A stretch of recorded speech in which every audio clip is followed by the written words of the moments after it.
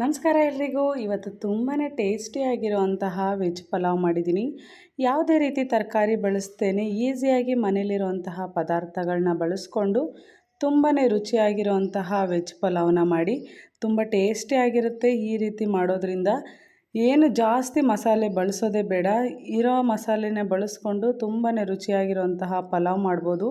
ಇದನ್ನು ಯಾವ ರೀತಿ ಮಾಡೋದು ಹೇಗೆ ಅಂತ ಹೇಳ್ಕೊಡ್ತೀನಿ. ಪೂರ್ತಿ ವಿಡಿಯೋ ತಪ್ಪದೆ ನೋಡಿ.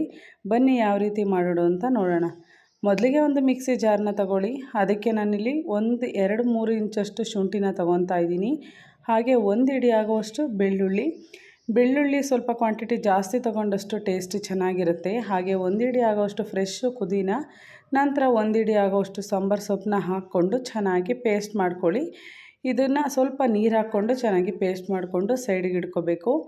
ನಾನಿವಾಗ ಪೇಸ್ಟ್ ಮಾಡಿಕೊಂಡು ಇಟ್ಕೊಂಡಿದ್ದೀನಿ. ಈ ರೀತಿ ತರಿಯಾಗಿದ್ದರೆ ಸಾಕು, ಏನು ತೀರಾ ನುಣ್ಣಗಿರಬೇಕು ಅಂತ ಏನಿಲ್ಲ.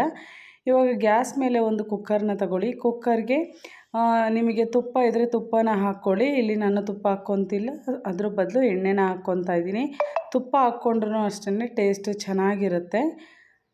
ನಂತರ ಎಣ್ಣೆ ಚೆನ್ನಾಗಿ ಕಾಯ್ದು ಬಿಸಿ ಆದಮೇಲೆ ಸಿಂಪಲ್ಲಾಗಿ ಚಕ್ಕೆ, ಲವಂಗ, ಏಲಕ್ಕಿ, ಪಲಾವ್ ಎಲೆ ಅಷ್ಟೇ ಹಾಕ್ಕೊತಿರೋದು ನಾನು. ಜಾಸ್ತಿ ಮಸಾಲೆ ಹಾಕ್ಕೊತಿಲ್ಲ. ಚೆನ್ನಾಗಿ ಪಲಾವ್ ಸ್ಮೆಲ್ ಫ್ಲೇವರ್ ಬಿಡ್ಕೊಳೋ ತನಕ ಫ್ರೈ ಆದಮೇಲೆ ಇದಕ್ಕೆ ನಾವು 3-4 ಹಸಿರು ಮೆಣಸಿನ್ಕಾಯಿನ ಹಾಕ್ಕೊಳ್ಳೋಣ. ಮೀಡಿಯಮ್ ಸೈಜಲ್ಲಿ ಕಟ್ ಮಾಡಿಕೊಂಡು ಹಾಕ್ಕೊಂಡು ಚೆನ್ನಾಗಿ ಫ್ರೈ ಮಾಡ್ಕೊಳ್ಳಿ. ನಂತರ ಫ್ರೈ ಚೆನ್ನಾಗಿ ಮಾಡ್ಕೊಂಡು ಆದಮೇಲೆ ನಾವು ಇದಕ್ಕೆ ಈರುಳ್ಳಿನ ಹಾಕ್ಕೊಳ್ಳೋಣ. ಈರುಳ್ಳಿ ನೀವು ಎಷ್ಟು ಜನಕ್ಕೆ ಮಾಡ್ತೀರೋ ಅಷ್ಟು ಕ್ವಾಂಟಿಟಿನ ಹಾಕ್ಕೊಳ್ಳಿ. ನಾನಿಲ್ಲಿ 4 ಈರುಳ್ಳಿನ ಹಾಕ್ಕೊತಾ ಇದ್ದೀನಿ, ಮೀಡಿಯಮ್ ಸೈಜ್ ಈರುಳ್ಳಿನ. ದಪ್ಪದಾಗಾದರೂ ಕಟ್ ಮಾಡ್ಬೋದು, ಚಿಕ್ಕದಾಗಾದರೂ ಕಟ್ ಮಾಡ್ಬೋದು. ಏಕೆಂದರೆ ನಾವು ವಿಷಲ್ ಹಾಕ್ಸೋದ್ರಿಂದ ಈರುಳ್ಳಿ ಸಾಫ್ಟಾಗಿ ಬೆಂದಿರುತ್ತೆ, ಚೆನ್ನಾಗಿರುತ್ತೆ. ನಾನಿವಾಗ 4 ಈರುಳ್ಳಿ ಮೀಡಿಯಮ್ ಸೈಜಲ್ಲಿ ಕಟ್ ಮಾಡಿಕೊಂಡು ಚೆನ್ನಾಗಿ ಫ್ರೈ ಮಾಡ್ಕೊತಾ ಇದ್ದೀನಿ. ಚೆನ್ನಾಗಿ ಬೇಗ ಈರುಳ್ಳಿ ಬೇಯೋದಕ್ಕೆ 1 ಸ್ಪೂನ್ ಆಗೋಷ್ಟು ಉಪ್ಪನ್ನ ಹಾಕ್ಕೊಂಡು ಚೆನ್ನಾಗಿ ಮಿಕ್ಸ್ ಮಾಡ್ಕೋಬೇಕು. ಈರುಳ್ಳಿ ಜಾಸ್ತಿ ಸಾಫ್ಟ್ ಆಗಬೇಕು ಅಂತ ಏನಿಲ್ಲ, ಸ್ವಲ್ಪ ಕಲರ್ ಚೇಂಜ್ ಆದರೆ ಸಾಕು. ಆಮೇಲೆ ನಂತರ ಈಸಿಯಾಗಿ ಅದಾಗೆ ಸಾಫ್ಟ್ ಆಗಿಬಿಡುತ್ತೆ. ಇವಾಗ ನಾವು ರುಬ್ಬಿಟ್ಕೊಂಡಿರೋ ಅಂತಹ ಮಸಾಲೆನ ಹಾಕ್ಕೊಳ್ಳೋಣ. ಮಸಾಲೆ ಕೂಡ ಹಸಿ ಸ್ಮೆಲ್ ಹೋಗೋ ತನಕ ಚೆನ್ನಾಗಿ ಫ್ರೈ ಮಾಡ್ಕೊಳ್ಳಿ. ಇದು ಗ್ರೀನ್ ಕಲರ್ ಇರೋದೆಲ್ಲ ಸ್ವಲ್ಪ ಲೈಟ್ ಕಲರ್ ಆಗುತ್ತೆ, ಅಲ್ಲಿವರೆಗೂ ಚೆನ್ನಾಗಿ ಮಿಕ್ಸ್ ಮಾಡಿಕೊಂಡು ಹಸಿ ಸ್ಮೆಲ್ಲೆಲ್ಲ ಹೋಗಬೇಕು. ಹಸಿ ಸ್ಮೆಲ್ ಹೋಗಿ ಮೇಲೆ ಎಣ್ಣೆ ಬಿಡ್ಕೊಳ್ಳುತ್ತೆ, ಆ ರೀತಿ ತಿರುಗಿಸ್ತಾನೆ ಹಸಿ ಸ್ಮೆಲ್ಲೆಲ್ಲ ಹೋಗೋದಕ್ಕೆ ಬಿಡಿ. ಇವಾಗ ನೋಡಿ ಸ್ವಲ್ಪ ಕಲರ್ ಚೇಂಜ್ ಆಗಿದೆ, ಎಣ್ಣೆ ಬಿಡ್ಕೊಳ್ಳೋಕ್ಕೆ ಸ್ಟಾರ್ಟ್ ಆಗಿದೆ. ಇವಾಗ 1-2-3 ಟೊಮೊಟೊನ ಪೇಸ್ಟ್ ಮಾಡಿಕೊಂಡು ಇಟ್ಕೊಳ್ಳಿ. ಈ ಥರ ಪ್ಯೂರಿ ಮಾಡ್ಕೊಂಡು ಇಟ್ಕೊಂಡ್ರೆ ಟೊಮೊಟೊ ಹಾಗೇ ತಿನ್ನೋದಕ್ಕೆ ಇಷ್ಟ ಆಗೋದಿಲ್ಲ ಒಬ್ಬೊಬ್ಬರಿಗೆ. ಹಾಗಾಗಿ ಈ ರೀತಿ ನಾವು ಟೊಮೊಟೊ ಪೇಸ್ಟ್ ಮಾಡ್ಕೊಂಡು ಹಾಕ್ಕೊಳೋದ್ರಿಂದ ಟೊಮೊಟೊ ಸ್ವಲ್ಪನೂ ಸಿಗೋದಿಲ್ಲ, ಚೆನ್ನಾಗಿರುತ್ತೆ ಟೇಸ್ಟು. ಹಾಗಾಗಿ ನಾನು ಟೊಮೊಟೊ ಪೇಸ್ಟ್ ಹಾಕ್ಕೊಂಡಿದ್ದೀನಿ. ಇವಾಗ ಚೆನ್ನಾಗಿ ಮಿಕ್ಸ್ ಮಾಡಿಕೊಂಡು ಕಲರ್ ಚೇಂಜ್ ಆಗಿ ಹಸಿ ಸ್ಮೆಲ್ಲೆಲ್ಲ ಹೋದ್ಮೇಲೆ ಎಣ್ಣೆ ಬಿಡ್ಕೊಳುತ್ತೆ ನೋಡಿ. ಈ ರೀತಿ ಇವಾಗ ಎಣ್ಣೆ ಬಿಡ್ಕೊಂಡಿದೆ. ಇದಕ್ಕೆ 1 ಸಣ್ಣ ಟೀ ಸ್ಪೂನ್ ಆಗೋವಷ್ಟು ಅರಿಶಿನ ಹಾಕ್ಕೊತಾ ಇದ್ದೀನಿ. ನಂತರ ನಾನಿಲ್ಲಿ 1 ಸ್ಪೂನ್ ಧನಿಯಾ ಪುಡಿ, 1 ಸ್ಪೂನ್ ಖಾರದ ಪುಡಿ, ಅರ್ಧ ಸ್ಪೂನ್ ಗರಂ ಮಸಾಲನ ಹಾಕ್ಕೊತಾ ಇದ್ದೀನಿ. ಹಾಕ್ಕೊಂಡು ಚೆನ್ನಾಗಿ ಮಿಕ್ಸ್ ಮಾಡಿಕೊಂಡು ಚೆನ್ನಾಗಿ ಹಸಿ ಸ್ಮೆಲ್ಲೆಲ್ಲ ಹೋಗಬೇಕು. ಖಾರದ ಪುಡಿ, ಗರಂ ಮಸಾಲ ಎಲ್ಲದಕ್ಕೂ ಮಸಾಲ ಅಂಟ್ಕೋಬೇಕು. ಆ ರೀತಿ ಚೆನ್ನಾಗಿ ಮಿಕ್ಸ್ ಮಾಡ್ಕೊಳ್ಳಿ. ನಂತರ ಇದಕ್ಕೆ ರಾತ್ರಿ ನೆನೆಸಿಟ್ಟಿರುವಂತಹ ಬಟಾಣಿನ ಹಾಕ್ಕೊತಿದ್ದೀನಿ, 1 ಬೌಲಷ್ಟು. ನಾವು ಟೊಮೊಟೊ ಬಾತು ಅಥವಾ ವೆಜ್ ಪಲಾವ್ ಮಾಡೋದ್ರಿಂದ ಈ ಬಟಾಣಿ ಹಾಕೋದ್ರಿಂದ ಸ್ವಲ್ಪ ಟೇಸ್ಟ್ ಚೆನ್ನಾಗಿರುತ್ತೆ, ತಿನ್ನೋದಕ್ಕೂ ಚೆನ್ನಾಗಿರುತ್ತೆ.